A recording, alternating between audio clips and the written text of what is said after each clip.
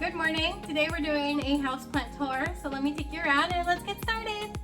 Alright, first off, I want to go ahead and show off my outfit. I have my lucky houseplant shopping shirt that I take with me every time I go plant shopping.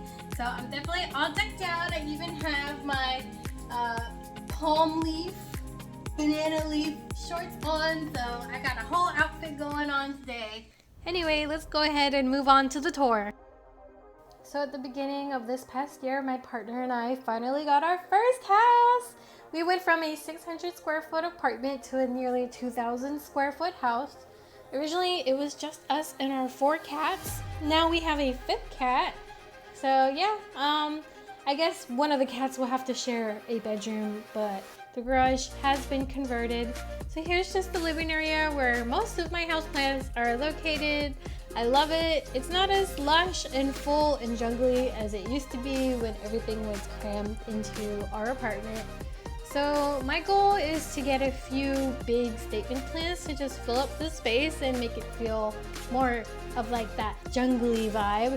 The best part is we've got new windows for our house, and I can see clearly into the backyard now and see all my wonderful and beautiful fruit trees that are just green and luscious and growing from this past summer. Our windows were really bad when we first moved in. The integrity between the panes was just shot, so it was all foggy. So that's an awesome luxury that we have now. Starting on this bookshelf, I have several plants. I recently just moved things around, and we do have some knickknacks and decor. My favorite 2 items, or I guess technically 4. First off, the chocobos. They're just so adorable. We have 2 little Koroks, and I always have to have some crystals. I really love just natural decor, so plants, rocks, crystals, things that come naturally from the earth that are just so beautiful. Starting off, I have this philodendron. I think this one is Ploumanii. If I got it incorrect, I'll go ahead and place it on the screen. But this one's been taking to the moss pool really well. Each leaf is sizing up. Next to that, I have a Ficus elastica altissima. It has the green on green variegation. Typically that type of plant needs a lot of light.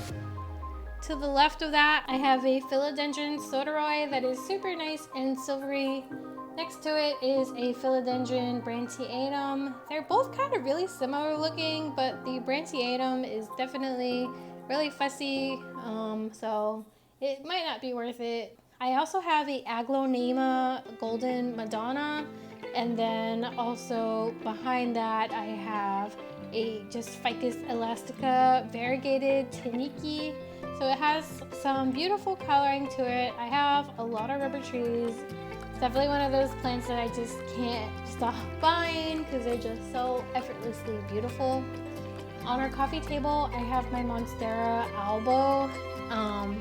So this one's been growing in this little water propagation jar for like a really long time. I think I've had this plant for like a year.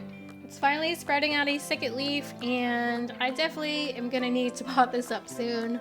Look at how beautiful it is, and I have some beautiful crystal glass that I've put my plant propagations in. So that's definitely something that I like to look for at estate sales. And then I have some crystals that I had to fix. They got knocked over to the sides. So it just has that natural decor element added. Painting over, we have our Halloween decorations out, as well as our regular decorations that we keep all the time.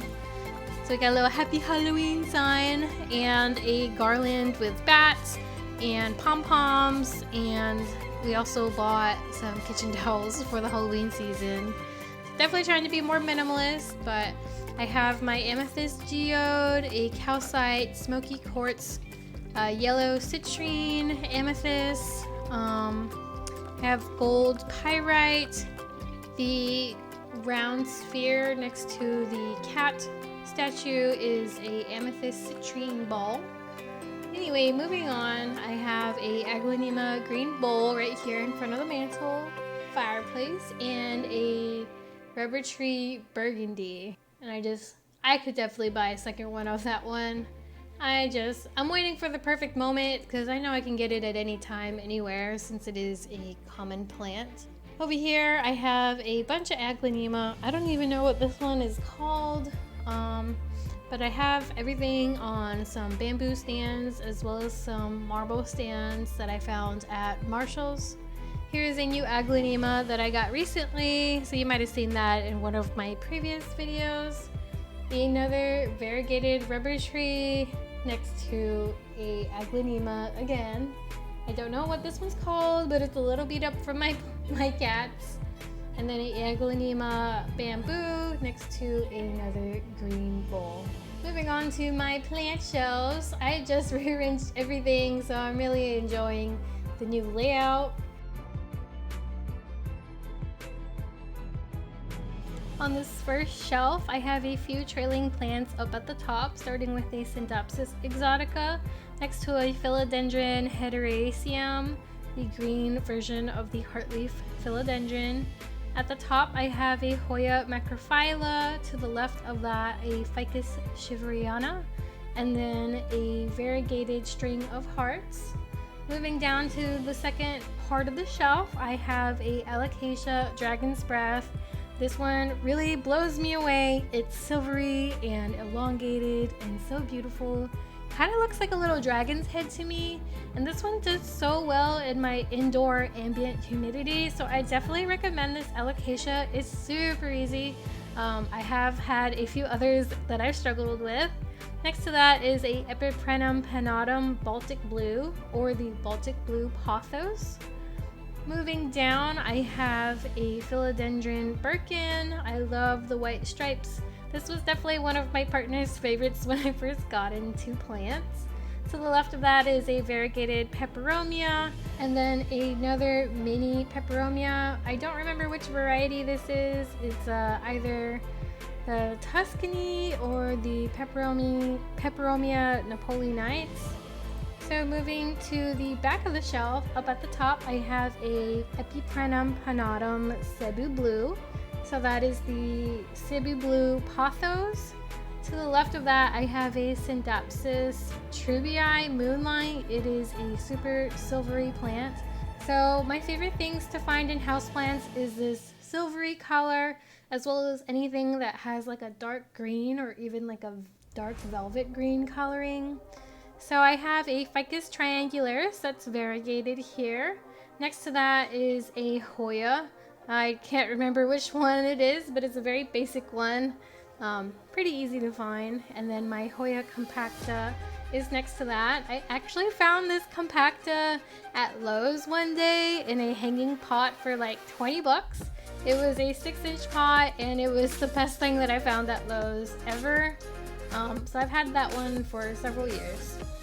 Moving to the next shelf, I have more aglaonema that I found at Lowe's. I'm not sure what this specific variety is called, but it has some pale coloring to it and some neon interveining. The aglaonema bamboo is right next to that. I just got another one of those recently, so yeah, I can't help but keep buying aglaonema. On the next shelf down, I have a Philodendron micans. It's a velvety leaf trailing plant that I recently rehabbed, so I just brought that one back into my main collection.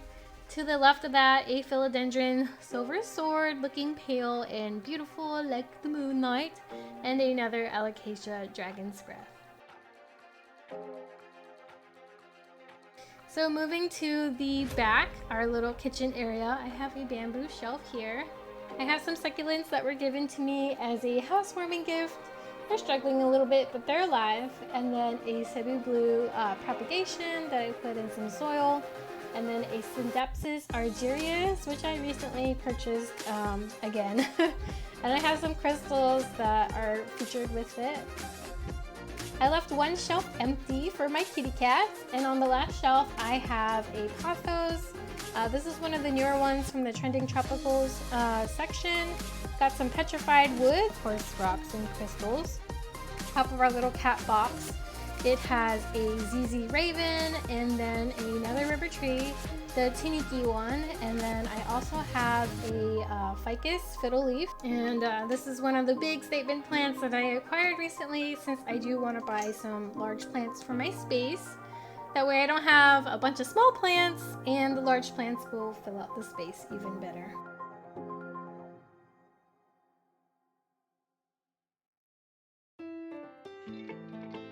Alright, moving on to the next shelf, I have another Scindapsus exotica, and then a Ceropegia woodii, or the string of hearts, the variegated version, and a little cute cat planter that I got from a, what was it, like it was a art outside on a Friday. I think it's the first Friday of every month that's done here locally.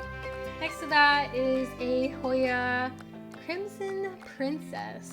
This one is so lush and beautiful.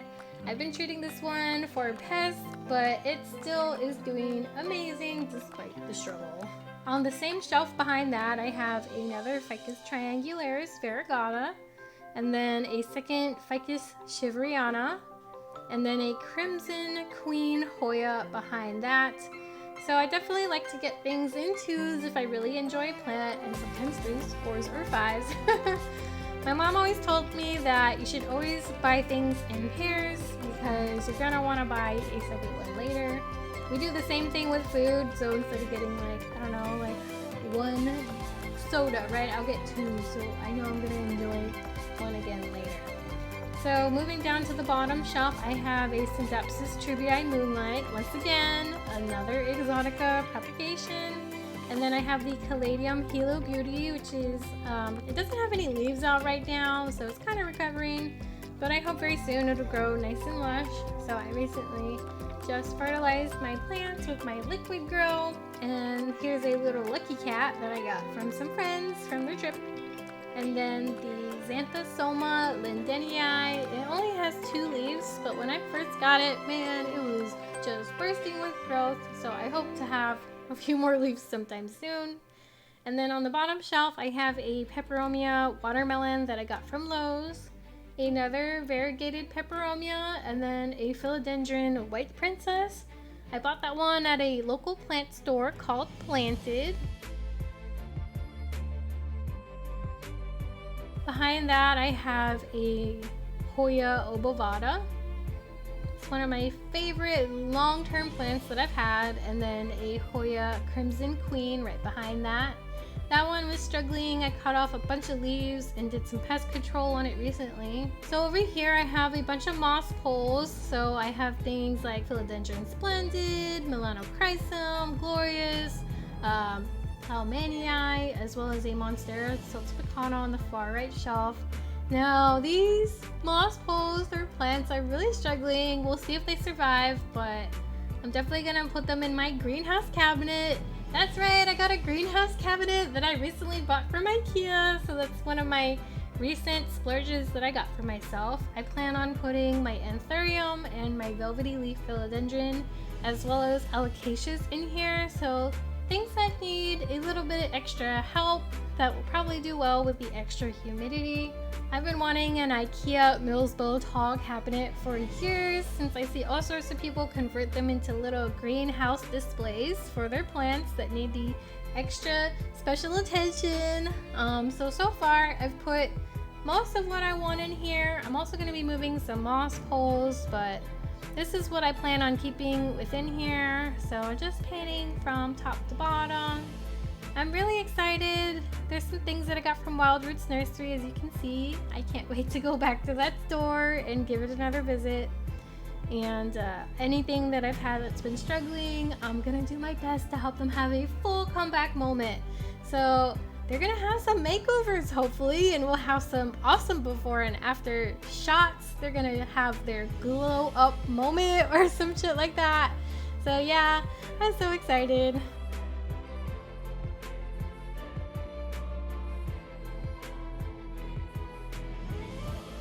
So what I got in here starts with a Monstera Thai constellation. I have a Hoya acuta variegata, and then a Hoya Huschkeliana, in the same pot. So I got them as little baby plants and I want to grow them up and see them thrive.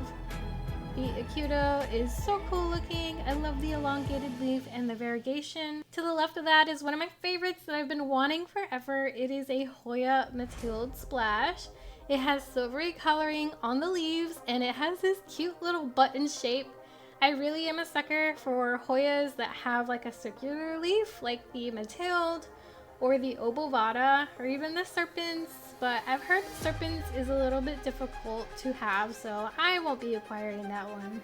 Speaking of obovatas, I have a Hoya obovata silver splash right there. It's supposed to have more silver coloring to it. This one's not really doing much for me, so we'll see how it does in the future. And then I have a Hoya Finlaysonii to the left of that. It is in such a beautiful state and has such a good size to it. And then moving on to the next shelf, I have a Maranta Lucanera, and this one is the silver, what is this one? Silver stripe? I forget. And then I have two anthuriums that I bought recently as well. The Anthurium Wartquianum, and then a Anthurium, it's a Michelle X Silver Blush Cross, and I really love the silver blush. My other silver blush is dormant right now, and so I hope putting it in this cabinet will help it make a comeback. This Philodendron Pink Princess I found at my local grocery store, so that was pretty awesome. This next shelf has a bunch of alocasias. I have the Silver Dragon here, my other Wartquianum, and then a dormant alocasia up front. I have no idea which one that one is, so if it makes it come back, it will be a surprise. And then I have a alocasia black velvet. To the left of that, platinum. To the back of that, Aslanii, and then to the right of the Aslanii was the alocasia cuprea.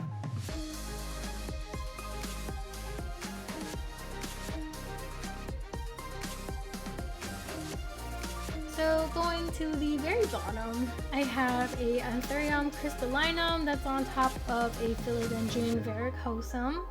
In the back gray IKEA pot is a Anthurium clarinervium. I have a bunch of struggling plants down here. I don't remember what they are, but if they make a comeback, then I guess I'll be finding out.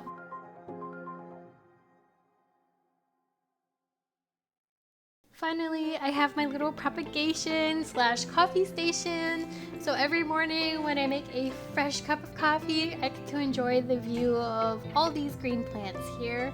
And it is just a lovely way to start my morning. Well, that's all I have for you today. So thanks for joining me, and you have a wonderful rest of your day.